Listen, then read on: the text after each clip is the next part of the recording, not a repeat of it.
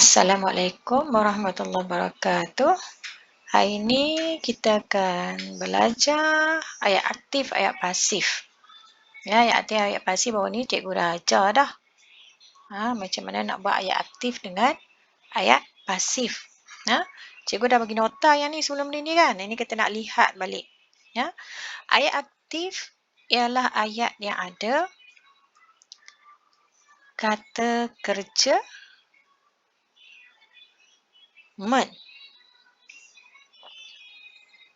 Apabila dipasifkan, dia akan berubah menjadi ditulis. Okey. Kita lihat ya. Farah menulis sajak itu. Sajak itu ditulis oleh Farah. Okey, seterusnya kita tengok. Saya menggoreng ikan itu. Ikan itu saya goreng. Yang ni tidak ada imbuhan di. Kenapa? Kita lihat. Ini bergantung kepada kata ganti nama diri. Kita lihat kata ganti nama diri. Ini Farah ialah kata ganti nama diri ketiga. Sedangkan saya ialah kata ganti nama diri pertama. Jadi, selepas tu kita kena tengok dulu kata ganti nama diri kerana perubahan ayat aktif kepada ayat pasif berbeza mengikut kata ganti nama diri. Di samping kita kena pasti kata kerja aktif. Apa dia imbuhan yang merupakan kata kerja aktif. Okey, kita lihat ya seterusnya. Okey ni.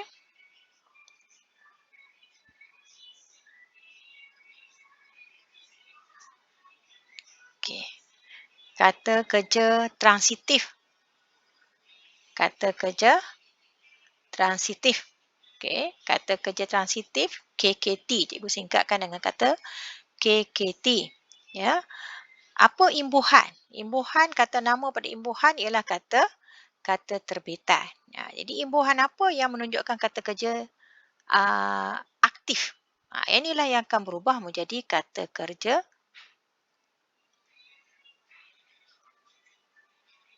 aktif nanti. Kita nak cari dalam ayat untuk kita tukarkan kepada ayat pasif. Okey. Pada imbuhannya men. Bila cikgu sebut men saja, jadi kamu akan lihat imbuhan apa? Men, mem, meng, menga, me. Itu men lah. Lepas tu ada pula jadi men i. Ni imbuhan ni jugalah, tambah i je lah kat belakang dia. Menkan. Sama juga yang ni. Cuma tambah kan je lah. Memper. Memperi. Memperkan. Itu kata kerja aktif.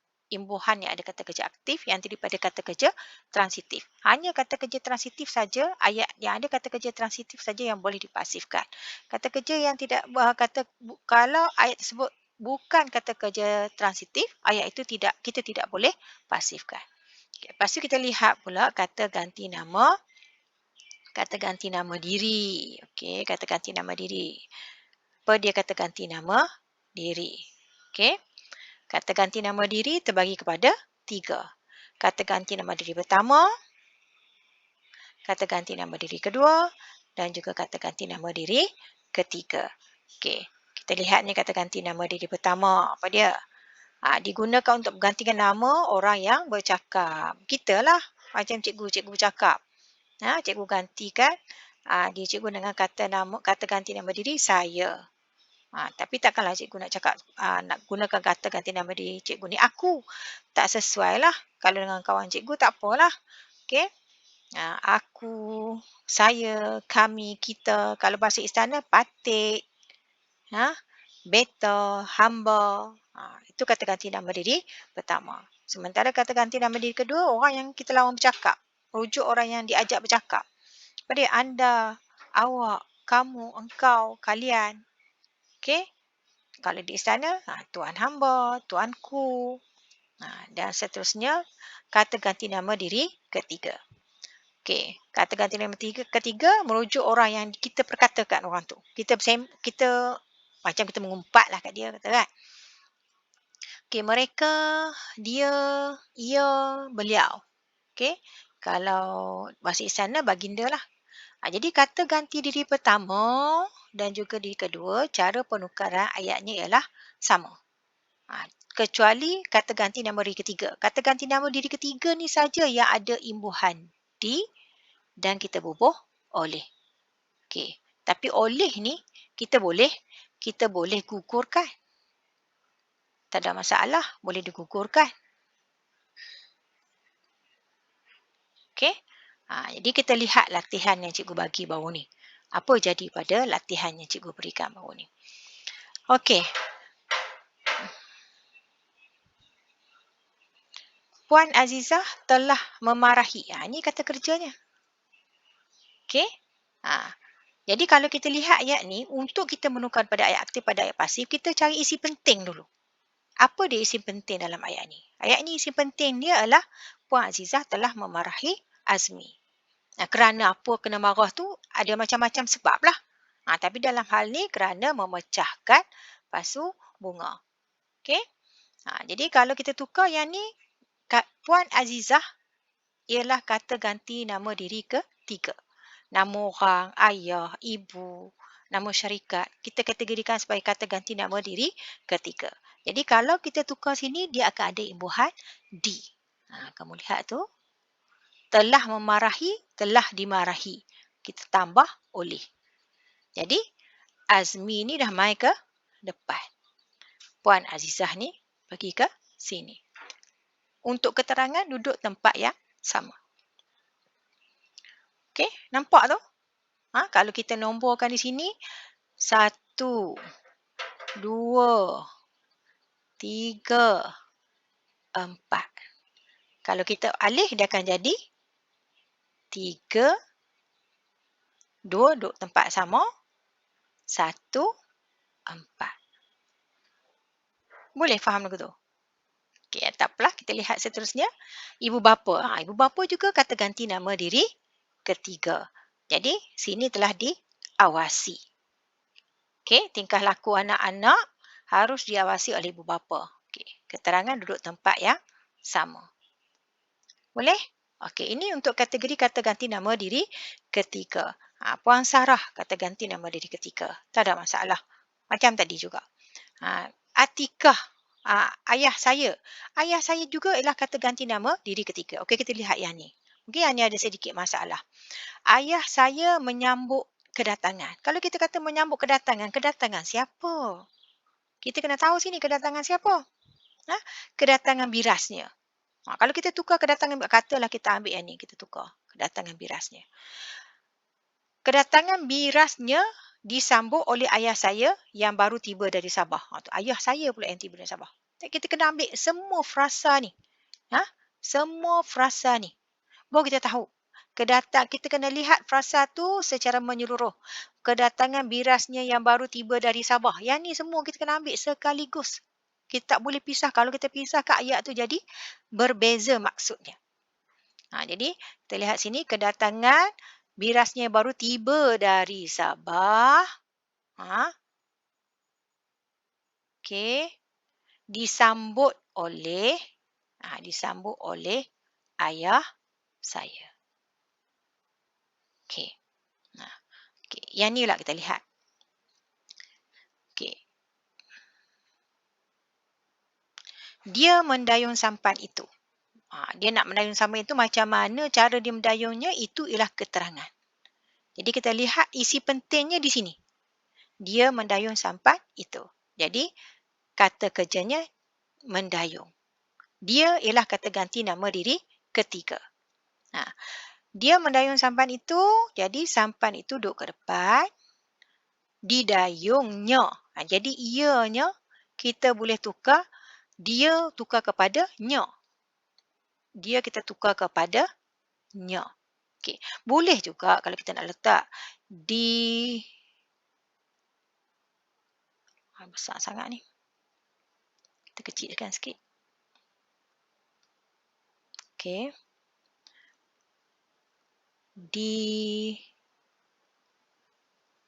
Didayung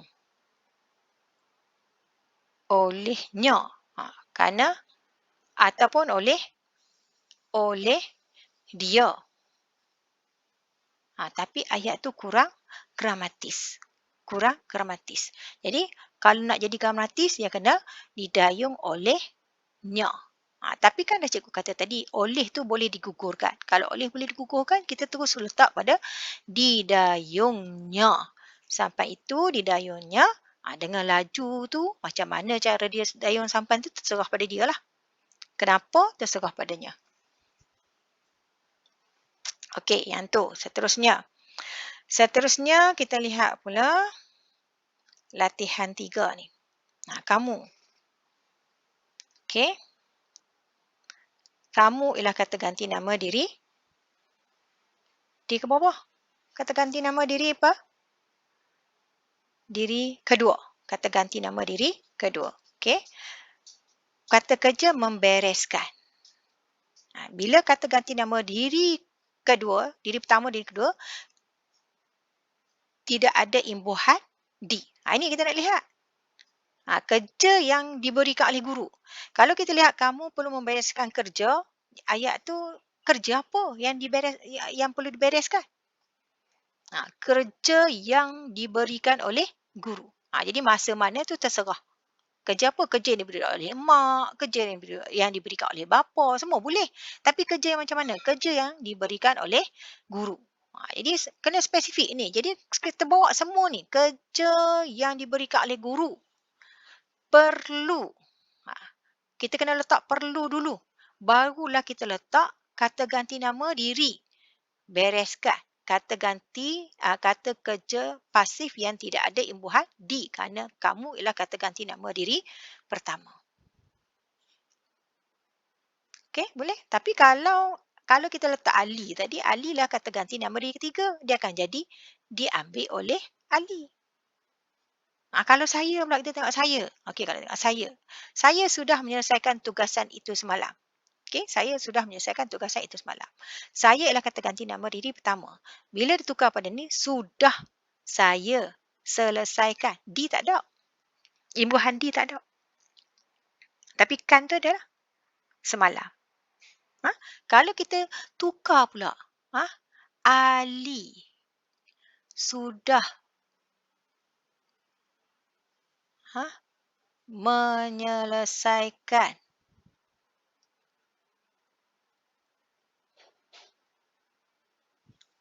tugasan itu. Kita lihat. Ali sudah menyelesaikan tugasan itu. Sama ayat ni. Okay? Kita lihat sama ayat. Cuma kita tukar Ali dengan saya je. Ali kata ganti nama diri ketiga.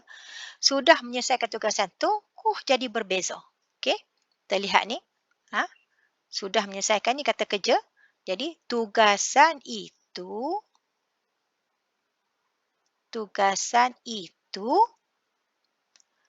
Sudah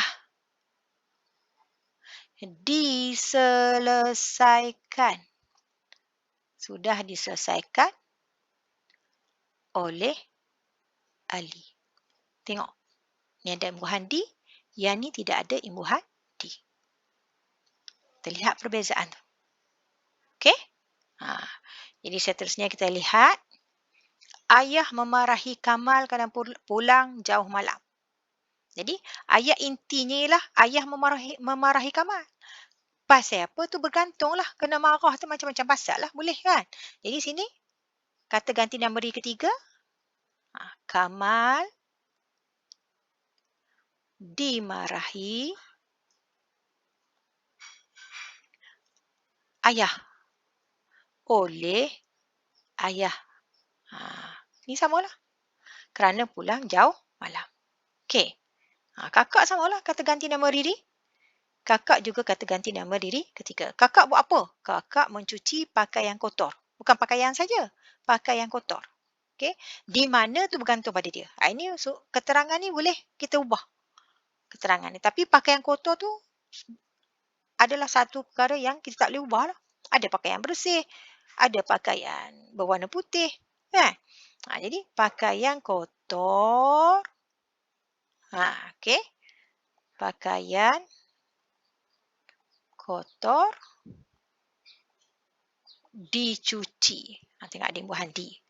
Oleh kakak. Lepas tu tambahlah di bilik air. Okey. Jadi cikgu harap penerangan cikgu ni boleh kamu fahamlah. Jadi ada banyak lagi lah latihan-latihan lain tu cuba kamu buat. Kalau ada masalah, kamu boleh hantar mesej pada cikgu, tanya. Okey? Sekian. Terima kasih untuk kelas untuk kita beri penjelasan yang lebih jelas tentang tajuk ni. Okey. Assalamualaikum warahmatullahi wabarakatuh.